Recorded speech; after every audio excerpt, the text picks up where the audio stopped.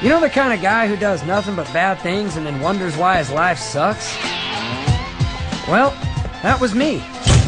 Every time something good happened to me, something bad was always waiting around the corner. Karma.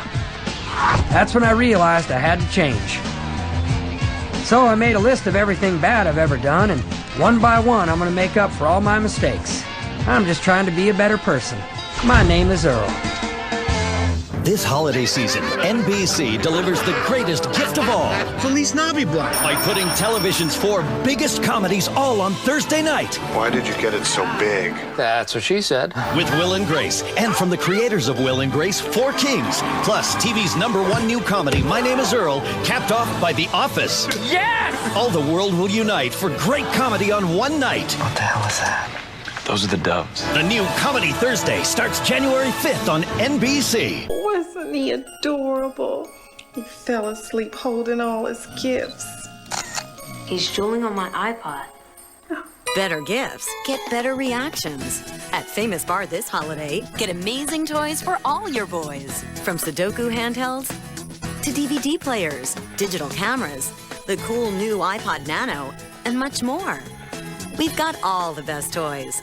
And at our prices, you'll be amazed at what you can give from Famous Bar. On the next My Name is Earl, brought to you by Roundtable Pizza, Earl and Randy try to get their hands on a new car. Who wants to win a car? Hands on the car. 3, 2, 1. Don't let go. Thanks for doing this with me, Randy. If we work together as a team, make sure we stay alert, I think we can win this. Let's do it. Yep. You're out. Roundtable Pizza presents My Name is Earl, today at 5 on TV 36, home of Bay Area News at 7. Sitcom, all ye faithful, a Christmas podcast special. And for the 5th time I discussed 25 Christmas sitcom episodes. Please come and listen as we count down to Christmas. You should see Mr. Wilson, Tom Hanks and Danny Thomas. Sherman Helmsley will return and we head back to Springfield. We're definitely spending Christmas in Springfield. Christmas.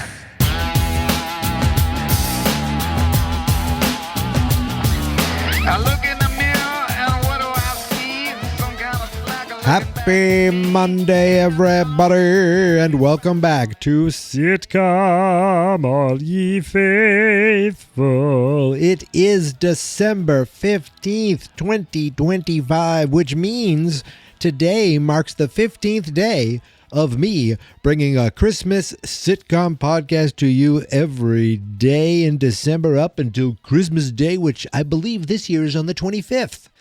As of this morning, I did not have an exact show picked out. I have a long list of shows. Some of them I've never heard of. Some of them I'll never watch. Some of them I forgot about. And one of them I was really close to picking. I found the episode on YouTube. I found the logo. I was ready to roll. And I just thought, I don't want to do this yet. I'm probably going to do it, probably. But I just wasn't feeling it today. I wanted to watch something that I knew I'd like, something a little more modern, something that I probably watched, because I do remember watching this show. I just don't have a memory of this specific episode. But I wanted something, when I say a little more modern, I mean within the last 25 years. So I typed in best sitcoms of the 2000s. I wanted just kind of the early 2000s to 2010. And a bunch of them, I'm like, oh, I've done that. I did that. And then I said, whoa, I remember really liking this show. And I don't even think I had it on my list.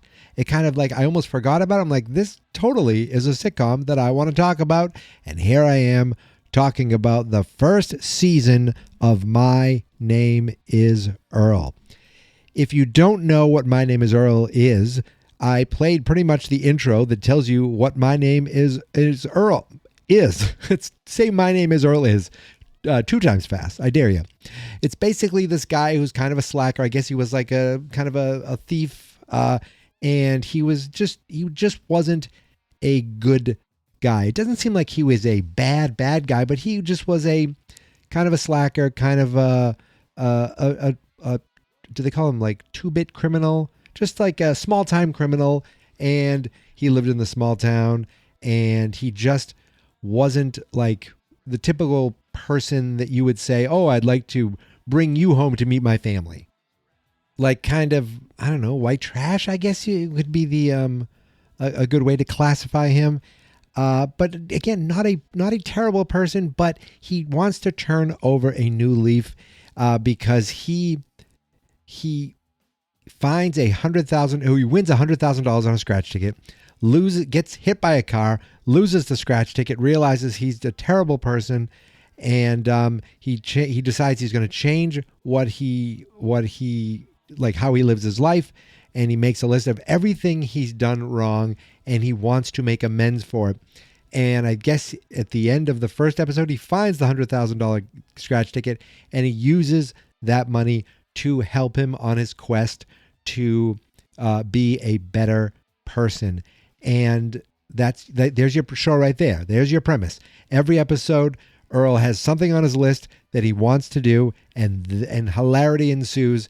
And this is what I like about this show is it kind of is that world building type of show where you get the immediate cast, but you get a big cast of like just supporting characters. You get a town that feels like you're knowing, like, I don't even know how to say it. It's like, it just feels like almost like The Simpsons, where you have this big town of Springfield and all these different characters that come and go, but they're not part of the main story, except they have this in live action. And that, I think, has a lot to do with Greg Garcia, the creator of the show. So I feel like I should watch more of his shows, but I watched My Name is Earl, and at least some of it, if not most of it. Raising Hope is another show he did a few years, and right after My Name is Earl ended, he got Raising Hope, which lasted 4 or 5 seasons.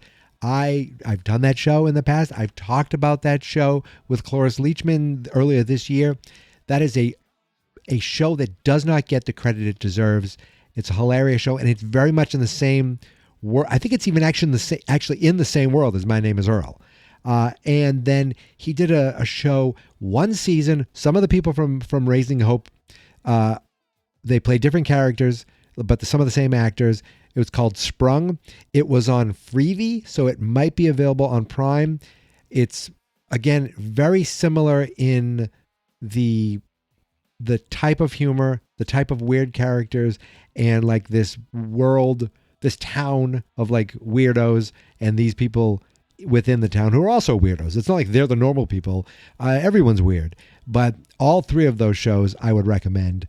And when I rewatched this episode today, I was reminded of how much I enjoy Greg Garcia shows and how much I enjoyed this show, because I think right now this is up there. Now, again, I watched this show, so it's not completely new and out of the blue for me. But if I were to pull up my full list of shows that I've done this month, I think it might have been my favorite one. Now, I really liked the Mindy Project episode, and the Office episode is great, but I watched The Office. And I never saw the Mindy Project, so I think that one was the nicest surprise so far of how much I enjoyed a show that I've never seen. And this one was just a nice surprise as how much I still enjoy the show, and I just thought this was still, I like this better than the Mindy Project, I think, because I just thought it was so perfectly put together. And you had the main cast, you had like some supporting characters that came in for this episode, and everything fit together perfectly. I just can't say enough about the show. This episode, at least, of this show, and the show in general, I'm sure a lot of it's this way, but this episode was so enjoyable. And I want to give credit to the person who wrote this show, none other than Tim Stack. Now, Tim Stack is a comedic actor and writer. He's been in a ton of stuff for years, forever and ever. He's been in so many things. Like if you look on his IMDb, he's in so many. Like the first picture is him in Castaway with Tom Hanks. But he was on a TV show that he created. And I don't know if Greg Garcia had anything to do with it, but it was called Son of the Beach. And it was like, he was a lifeguard. It was basically a parody show about lifeguards. And I remember knowing about it because Howard Stern was one of the producers and I'm a big listener of his. So I remember just hearing about Son of the Beach. And he was one of the creators of the show. And he's a very funny guy who played this lifeguard who definitely doesn't look like he could be a lifeguard. And on My Name is Earl, he plays himself.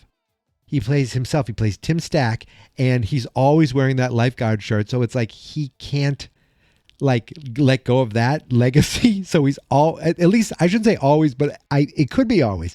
Every time I've seen him, he's in that lifeguard jacket, which is such an inside small joke that many people might not get. It just it makes me love the show that much more. And he might have done it. He might have showed up on Raising Hope. On Raising Hope, he was in 2 episodes as Notch Johnson, which was his character on Son of the Beach, and he was also credited as TV's Tim Stack. So they did it again, which is just awesome. He is on that show Sprung too, but he's only he plays a whole different character. But I just love that it seems like Greg Garcia and him have worked together for years, so I want to give him credit.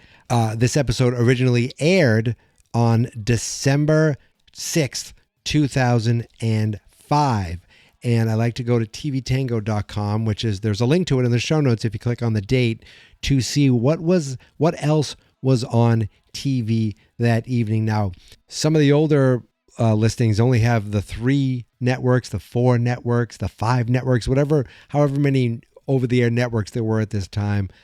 This is 2005, so they have some of the basic cable listings as well. Not a full list, of every channel or everything that was on the channel that evening, but a pretty long list. But what I like to do is skip all those and just look at the major networks. Now, My Name is Earl was on NBC, but over on ABC, there was the airing of A Charlie Brown Christmas. So that was from 8 to 9. So that was the big night for the Charlie Brown Christmas premiere. It says repeat, but that's because it's been on over and over and over again. That was followed by a repeat episode of Commander-in-Chief. And you're like, what's that? That was a show where Gina Davis was the president. I don't know how long it was on, but I do remember it.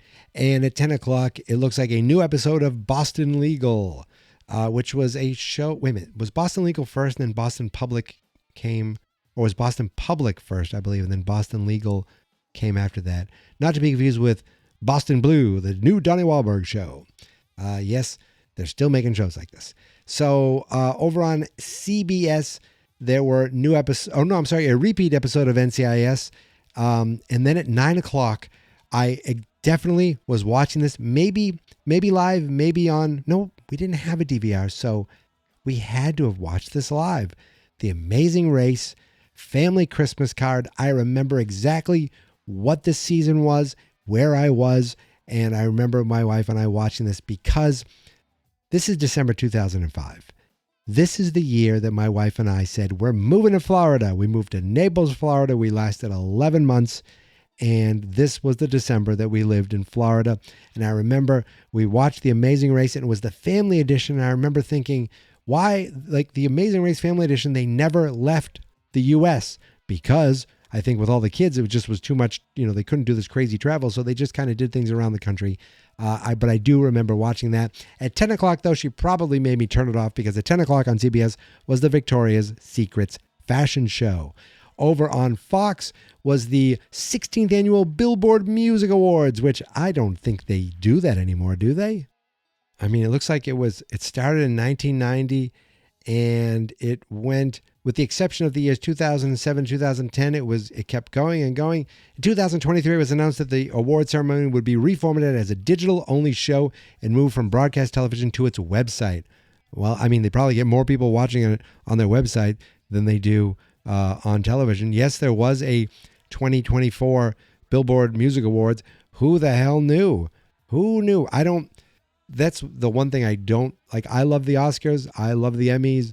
I love the Golden Globes. I could give a crap about the Grammys, and yet I love music. Maybe it's because the music I listen to is very rarely celebrated at the Golden Globes. They have the rock category. I should say the Grammys. So I do hope my one of my favorite bands, Ghost, wins another Grammy. So there is a chance of that. But the metal rock stuff, you don't get a great deal of that as far as winning the big awards. They get their own little niche awards, and even those are like when I see the nominees, I'm like, huh, what? Anyway, that's the Billboard Music Awards. Music Awards I definitely did not watch. Over on NBC though, there was a show I probably was watching, and I well. You know what? Let's not go there first because we still have UPN and WB. Yes, there was still two different networks then. On UPN, there were 2 repeat episodes of America's Next Top Model. On the WB, there was a repeat of Gilmore Girls and a repeat of Supernatural. I don't think I was watching Supernatural then. I don't think I watched it until coming back from Florida and getting a portable DVD player and renting the DVDs from Netflix. I'm pretty sure that's how I got into it. So I definitely have seen this episode. I just did not watch it then when it was originally on. Now we go to NBC, and big night for NBC. Big. They were the only one with new episodes. At 8 o'clock, a Fear Factor, with that guy who talks now for some reason. At 9 o'clock was this episode of My Name is Earl, followed at 9:30. 9:30. I believe they moved this to 9, and I think one of my promos at the beginning of this episode talks how they moved to Thursdays at 9. The Office Christmas Party, a classic episode of The Office, from the first season of The Office, The Christmas Party. I know my wife and I eventually watched this show. I think I either did record it on our DVR, our first DVR, or I may have bought the first season on DVD and we started watching it that way. But that is a classic episode, followed by another classic episode of Law & Order Special Victims Union. I'm kidding. I have no idea what that episode's about, called Alien. It'd be cool if it was an alien, though, but obviously some sort of pervy alien because it is SVU, which is a show that's still going to this day. But if I watched anything that night, it would have been The Office, I think, if anything live. So maybe I didn't see My Name is Earl because I don't remember watching it all that much, but I did watch it. Maybe it didn't start in the first season, though. Maybe I didn't start. Maybe my brother was the one who said, you should watch this show. Anyway, that is what was going on December 6th, 2005. And the premise of this episode is Earl wants, his making amends is he wants to make up for giving his ex-wife terrible Christmases over the years. His ex-wife is Jamie Presley, and they show all these different clips of him like giving her terrible gifts, giving her condoms, giving her batteries. She's like, what are these for? He goes, anything you want. That was a funny line because they're batteries. You can use them for anything you want.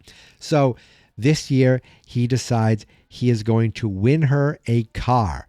And it's one of those tropey little, I don't know if this actually has ever happened in real life, but you see it on TV all the time. Put your hand on the car, and the last person to take their hand off the car, or I should say the last person to hold onto the car. If everyone lets go, last person standing wins the car. So he and his brother are going to be there, and they're going to hold onto that car for as long as it takes. And then Catalina shows up. Now she's another one of the main characters. She's their friend. I don't remember exactly how she became their friend. I believe, was she the cleaning lady at the hotel that they live in, maybe? And I don't know if Randy, the brother, was in love with her for a while, or if Earl was in love with her. Everyone should have been in love with her because Catalina was a gorgeous woman. But she befriended them and she became part of their group. I just don't remember exactly why. I just know she was there, and she's there too, trying to get the car. So Earl and Randy, they decide, yes, we're going to stay here for as long as it takes. Deal. And they shake hands. Earl takes his hand off the car and he's out automatically. So now it's just Randy and Catalina for the whole time with all these other people. And, they hold on, they hold out. Then at the very end, it's just Catalina and Randy, and Catalina fakes that she's going to pass out, and she falls, and she's like, usually when a woman passes out, you try to catch her. And Randy's like, well, usually when a woman passes out, she doesn't hold on to the car. She lets go of the car if she's really passing out. But then she hurt her elbow, and seeing the blood made Randy pass out, and she wins the car. Then the radio guy, by the way, the radio guy who's running this is Harlan Williams, the great Harlan Williams, 7-minute abs, and from Something About Mary, of course, and he's been in a bunch of other things. But he says, okay, we need to get your information. What's your social security number? And she starts listing things, and he goes, are you a citizen? And she just runs. She runs off. So he's like, oh, okay. Randy, so Randy, by default, being the second one there, wins the car and gives it to Earl so he can give it to Joy, his ex-wife. One of the bad Christmases he had was when he drank too much beer, but they wanted to have more beer, right? Was that what it was? They wanted more beer. Well, for some reason they had to go someplace, but they couldn't drive there, so they took the 2 bikes that he made for his kids, for Dodge, who was his stepson before he married Joy, and Earl Jr., who was supposed to be his son, but definitely wasn't his son because this kid was black and Earl isn't. So that is a thing that I don't know if that's at the beginning of the series that they they're married and they break up. But I do know that there is a character, Darnell, who is cheating with Joy.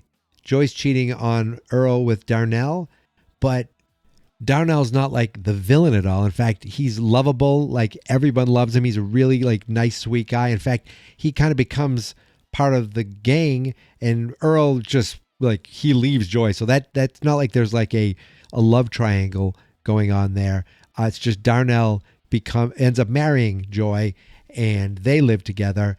So, but he's the father of Earl, and Earl Jr. The kid's name is still Earl Jr., but he's the actual dad. It's pretty plain to see. So he goes over to I think, does he go over to tell her that he's won the car or give her the car? He's going over to check on the kids. I don't remember exactly why he went over to see her. Maybe it was to see the kids and give them a better Christmas too. And when he opens the door, he sees Joy and her 2 parents, and they're like, oh my God, Earl, you're back. And the name of this episode, by the way, is White Lie Christmas. And it's because, what's a white lie? It's a small lie you tell to try to get out of us, to try to cover for something. But of course, when you tell one lie, it leads to another. Then you tell 2 lies to cover the other. Then you tell 3 lies. Oh, brother, you're in lies up to your ears.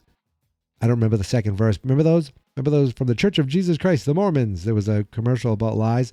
Anyway, they come in. They're like, oh, my goodness, Earl, you're back. So he sees Joy's parents, played by Brett Butler and Blake Clark. Now, Brett Butler, she had her own show. She's been around forever. Blake Clark, you would know this guy if you saw him. He's the voice of the Slinky Dog after Jim Varney passed away. He was just in Hubie Halloween. I think Adam Sandler loves him. He's in Hubie Halloween. He was in Happy Gilmore 2. I mean, you definitely know this guy if you saw him. By the way, this episode's on Hulu if you want to watch it. They think that they're still married, and Earl just came back from the Iraqi war, I think, overseas. He was in the war. Even though he's got the long hair and the mustache, they think he's back from the war, and they're still married. So she's like, and she tells him this because she's like, I need to go. I have my needs. And she takes her husband, not her husband, in the back, tells her everything while she's pretending to have sex. He's like, I'm not going to lie. I'm not going to lie to them. I'm not doing that. She goes, but that would ruin Christmas. And he doesn't want to ruin Christmas. That's his thing. That's it's almost like his Scott Bakula thing in Quantum Leap. Like, he can't do it. Otherwise he can't cross it off his list, or he can't leap to the next body and take that body over. So he's like, okay, he has to keep the lie up.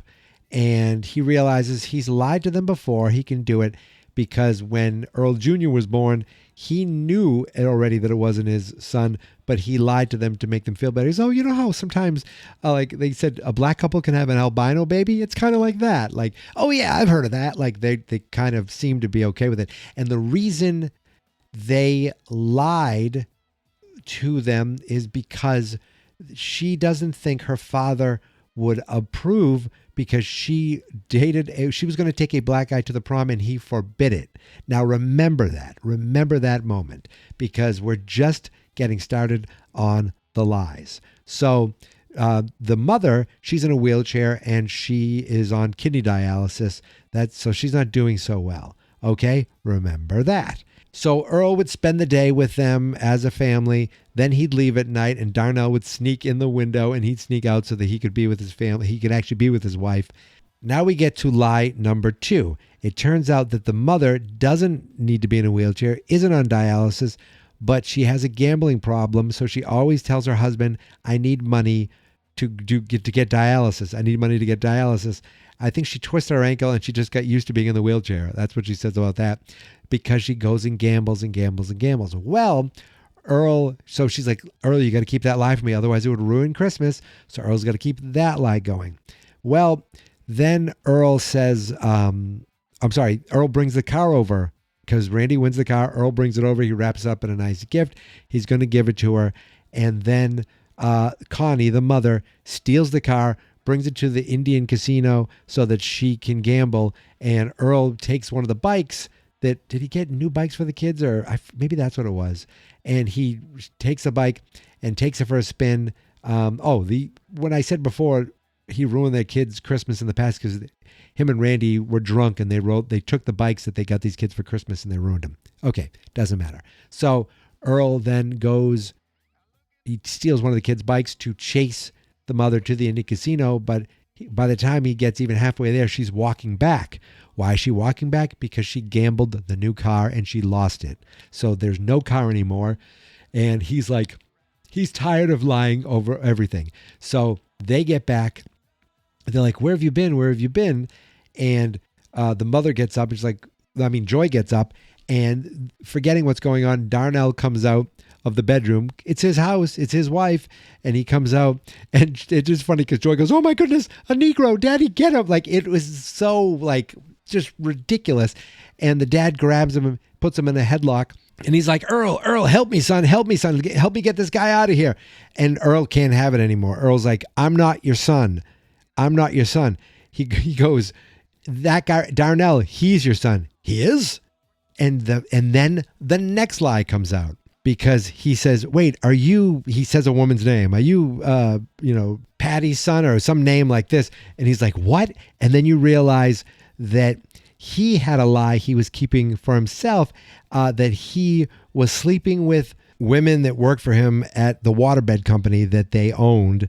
And I think he just slept with black women. So this is why he thought that this kid could be his son. And it gets funnier because she's like, Daddy, I thought you were racist. He's like, I'm not racist. She goes, but what about that kid in high school? He goes, I couldn't let you date him because he's your half brother. So it turns out that he was keeping secrets. He has multiple children with these women that he slept with and he thought that maybe Darnell was one of them. So the mother is hiding her gambling addiction. The father is hiding his infidelity and the fact that he has other kids out there. And it was all kind of fitting together. Like, this lie led to this lie, led to this coming out, led to this coming out. And finally, the kids woke up and they realized, you know what? It's all about them. And seeing the happiness on the kids' faces from having all these nice gifts made everything okay. And that's when Earl thinks, okay, I did it. I saved Christmas. He crosses it off the list and he has won. He kind of took care of this thing. So he can go on to the next thing, another episode, right? And then at the very, very end, I don't know if I remember correctly, every episode ends with him and his brother and they sleep in the same bed. And they have Santa hats on, and Randy has to come through with a lie that he told when he was kids, he ruined one of Earl's dolls. And Earl's like, I know, Randy, I know. Good night. And that's how the episode ends. But it was just so well done. Just how everything fit together and everything led to, like, all the way back to earlier in the episode where she said he would never approve. He wouldn't let me date, a black guy in high school. He would never approve. And it turns out, nope, it wasn't that. It's because the kid was related to you. Like, that fit perfectly. And it just was really well written, well done. And probably that's why I think it might be my favorite episode so far of the holiday season. I think that's it. I think I covered pretty much everything. I definitely enjoyed myself a lot better than some of these episodes. Doesn't matter though. Sometimes I enjoy not enjoying it too, if you know what I mean. Like I'm watching something going, oh my God, this was a hit. Oh my God, this is so bad. Oh my God, no wonder this or how did this do so good? Or no wonder this didn't do so good. Because I'm sure there'll be other episodes where I'm like, what am I watching? And why am I watching this? And how is this popular? Or you'll be saying, why the hell is he covering this show? That's the nature of the beast. That's the fun of Sitcom, All Ye Faithful. For the most part, I try to cover shows that I've never covered before. And the only time I allow for repeats is for return guests and for the big final day, Christmas Day itself. It used to be Happy Days. Now it's got to be something else, something that I'll never run out of Christmas sitcoms. And I think I have that. I think I do. But that's still 10 days away. Yes, we are chugging right along, and we are only 10 days away from the finale. And I only have 4 days left until I'm on a 2-week end-of-year vacation, and I cannot wait. One of my things I'm going to do is I'm going to sleep, and it's going to be exciting. But that's still 4 days away. In fact, it isn't 4 days away because I'm still going to be working on this podcast and other podcasts up until through Christmas, up until through the rest of the year. Maybe I can finally get some relaxing done after my vacation. Yeah, that might be it. But anyway, I will be back again tomorrow to talk about another wonderful Christmas sitcom to you and even, yes, to you. But until then, you can find me on all the socials at Geek Mentality, except TikTok, which is Geek Mentality Mike. You can find me on Facebook at Fans Not Experts, on YouTube at Fans Not Experts. That's because the website is fansnotexperts.com. And I mentioned having guests on the show. We've already had Chris on to come back and talk about The Office. And he's not going to be the only guest. Okay, I've reached out. I've reached out to the regulars, and I hope to get things scheduled and get to them very soon. Talk about some propane Texas, you know what I mean, a Texas family, you know the show. And the other show, though, with my other friend, I'm not sure. We might have to find something else because I don't think the show that we covered a few episodes of, I don't think there's any other Christmas episodes. But there's still other things out there we can find. And I will be finding them. But tomorrow, it's just going to be me again. So I will talk to you then. But until then, thank you for listening. Thank you for subscribing. And here is my theme song. This is my podcast. I made it. Geek Mentality's what I named it. And I think you should listen and subscribe, 'cause I'm kinda funny and awesome. I think that I'm worth your time, and I'm kinda handsome. My mom says, please listen and please subscribe. At least listen to this episode. Fans Not Experts.